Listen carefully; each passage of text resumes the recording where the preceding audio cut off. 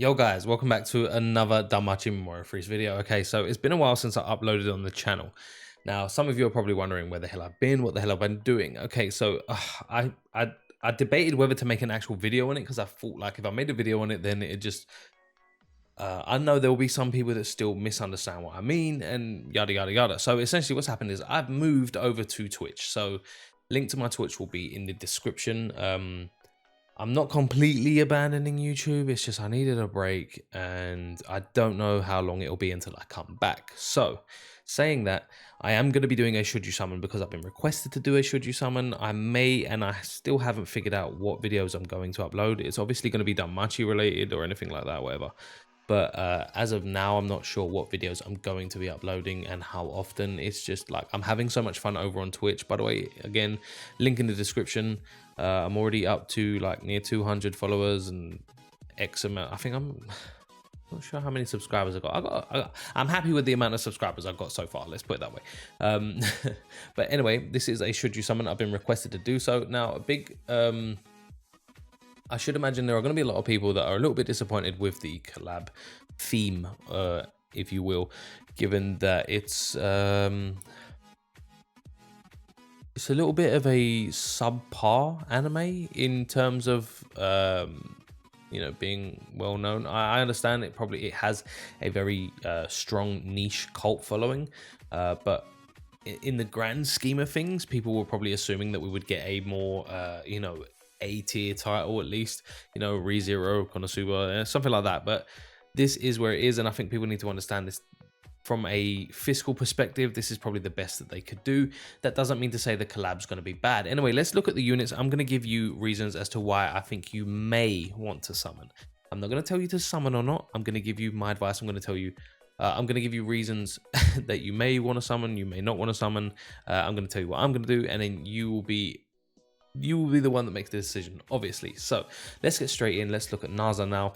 In my opinion, Naza is the best looking unit on these whole banners. I love the skirt, I love the top.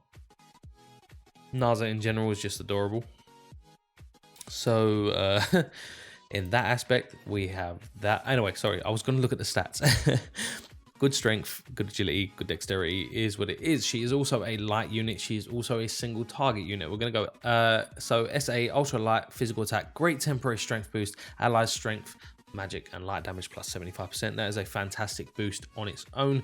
There's a lot of utility in there, but there's no percentages and no additional damage. So I'm looking... It's from the get-go, it looks like she is a utility record buster unit. And we have a lot of those already, so... Skill 1, a single target low physical attack, a single target damage taken plus 25%. Now, this is what makes her worthy of at least summoning for one copy, in my opinion. The highest single target damage buff in the game thus far from a normal skill, not including SAs or anything like that, from a normal skill is definitely noteworthy. So if you are not happy, or if you feel that this is an essential thing that you're missing from your team, or it will push your team in Record Buster to get that just a little bit further in score, then by all means 25%. I think it's just a 5% additional damage buff on top of what we can currently have available to us for single target. Anyway, and self strength and light damage plus 50%. Now, obviously, the buff itself isn't fantastic because we are used to single target units on these banners giving themselves at least between 60 to 90%, but that's still a decent buff. Skill 2 is a fast, high, light, physical attack, temporary strength boost, strength and magic minus 40%. Skill 3, super light physical attack, high unguard rate, temporary strength boost, and allies extends status buffs by 2 turns. So essentially, she's going to be that utility unit that allows you to start without running Haruhime on the front line. It just, in my opinion, she lowers attack, she extends buffs, she buffs herself. The SA in itself is really good, you know, strength. Obviously, you'll always get the additional 25% more strength and magic from Haruhime, but 75% light damage is nothing to scoff at. In my opinion, just having her skill 1 for one copy would make her valuable in essence as a sack unit anyway. So what do I feel? I feel if you don't have a good light record buster team, she's a good pickup. If you need a sack unit for the if you currently use a sack unit for the 20% single target damage and record buster, she's probably a better replacement given that she does more damage. Moving on to Lafolia. I don't know how to pronounce that word. That name. I'm sorry. Looking at the stats, again, good stats overall. Strength, agility. Dex is a little bit lower than Nars's, but it is what it is. SA, super light, physical attack, AoE by the way. Strength, temporary strength boost, and light resist minus 50%. Definitely going to be good in at least 7th zone, if nowhere else, just based on that SA. Skill 1 is a fast mid light physical attack plus 25% per each strength, magic, and agility boost on foes at the time of the attack, and removes strength, magic, and agility buffs from foes. Okay, so she's going to do a 25% additional damage per each strength, magic, and agility boost on the enemy. That means it's going to do a lot of damage, but at the same time, when she does that, she's going to remove those buffs from the enemies. I don't know how I feel about this. That's going to do a lot of damage and remove buffs, especially agility buffs, and removing agility buffs is like such a powerful ability in Wargame currently. Skill 2 is an AoE super light physical attack, physical resist, and minus 35%, and self strength plus 75%. So if you were to skill 2, then skill 1, yeah, I can see it going well. Skill 3 is another AoE light resist, strength, and magic minus 40%. If you did not have a light resist debuffer already, even one copy right here may be a good pickup for you, just to get that additional buff for your light team, plus 3 additional actions. So she is solely an AoE unit designed for Wargame. There's a lot of utility in there. I don't know how I actually feel about her, but being able to remove buffs and do additional damage based on the buffs that the enemy has before removing them, I'm saying she's probably going to be, I don't know. On paper, it seems like she might be good. She might be a heavy hitter, but sometimes the maths just doesn't add up in this sense. So I'll reserve my judgment on there. Currently, not being a Wargame unit, she probably isn't not being a Wargame player, sorry, she isn't a priority for me in itself.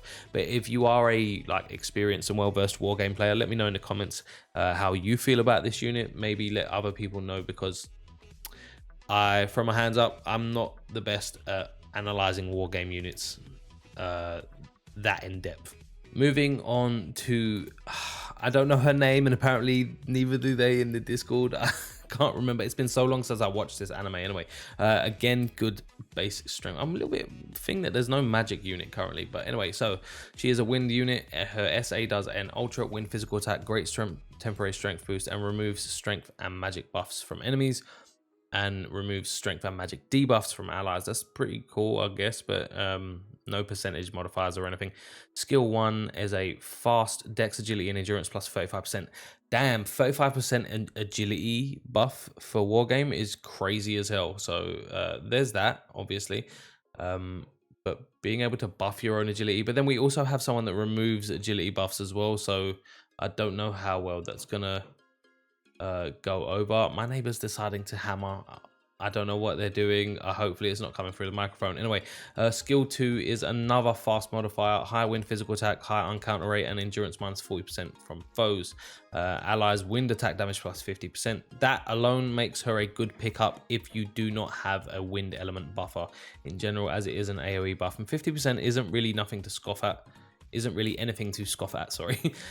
Skill 3 is a single target super wind physical attack, ultra unguard rate, temporary strength boost, no percentage modifiers on that whatsoever. So her single target damage is going to be basically real, and even though she has it, it's going to be pretty damn useless.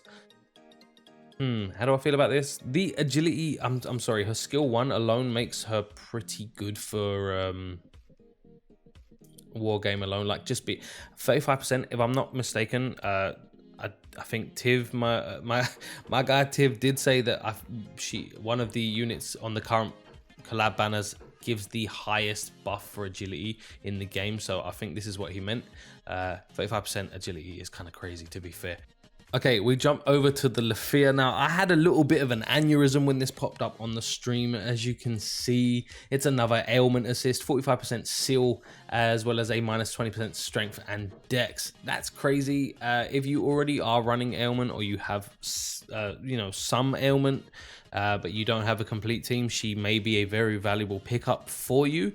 On EU, there currently aren't that many ailment teams running anyway, so it might be a strong pickup if you want to jump up a few levels. If you're trying to make that leap from King to Jester, ailment might be the way to do it. If you're on NA or JP, as far as I'm aware, ailment is essentially everywhere, so jump in with 2 feet and be as toxic as you like, I guess. Now we have the eyes. Now this eyes right here is the only unit on the banner that screams, we need money. Essentially, the stats are great, strength and agility stats right there. She's definitely designed for wargame. Allies strength and endurance plus 20%, seal resist and taunt resist plus 100% at MLB. Honestly, releasing the ailment and then releasing the counter to the ailment so that people have to summon on both banners, because obviously they're going to be separate, literally is like the last straw money making scheme you could possibly have for a gacha game. I do think she may be worth a pull, but only if you're at the higher, on EU specifically, if you're at the higher end of wargame, like the top end, and you're coming up against ailment more often. I mean, especially for familiar wargame as well, because that seems to be where ailment is more prevalent and predominant in a lot of cases, so she may be useful for you in that scenario.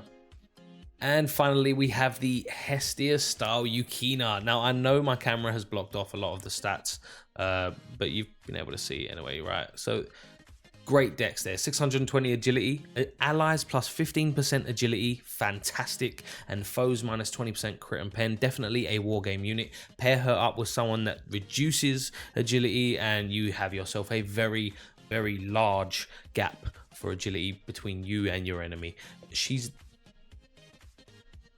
seems to be, in the words of my friend Michael over on Discord, these units, these assists tend to last longer in terms of the whole power creep scenario. Like Alan currently is the one that comes to mind when I say pair her up with someone that reduces enemy agility. Alan and her on a team, you're pretty much going to outspeed, excluding fast or slow modifiers. Anyway, I think that is every unit. Let me just quickly check. Okay, yep, that is everything except the welfare unit, which I will not be covering because we all get them whether you want it or not. And if you don't know if it's good or not, just ask in my Discord. Just an interjection here. I know I finished the video, but I'm just gonna add this in post editing. I forgot to tell you guys what I'm going to be doing, and essentially what I'm going to be doing is I'm going to be going in all in on the Naza banner, hopefully getting Naza MLB. I do want the Yukina, the Hestia Yukina as well, because my wargame team could definitely use that, because my wargame team kind of sucks. Anyway, that's what I'm going to be doing. I'm not going to tell you whether you should or shouldn't summon, but I'm going to be going all in on the Naza banner for now, and I'm probably going to do 1 or 2 summons on the other banner just to get a base copy of whoever. But if you really want advice on whether you should summon, look at your account and see what it needs, summon for that. If you're still not sure, maybe wait until we get information on part 2, because it is a celebration, which means there are going to be at least 2 more banners. Maybe wait until we find out what those banners are and what those units are, and then decide whether it's worth summoning now or just saving and holding on for part 2. Anyway, like I said, guys, I'm not sure when the next time I upload. Hopefully you stay subbed, because I will upload, and who knows, maybe I'll get my passion back for actually making YouTube videos, and I'll be back and doing regular content. If not, and you just want to, have a laugh and join me for some stupid content or whatever, I stream Monday, Thursday, Friday, and Saturday. I also do mid-afternoon streams on those exact same days, and then I throw some streams out here and there. Saturdays are Nintendo days or whatever, so if you want to come by and play Mario Kart, play Super Smash or whatever, you're more than welcome to. Link is in the description. Anyway, that is going to be everything, guys. Thank you for coming out. Thank you for watching. As always, I love you, and I'll catch you later.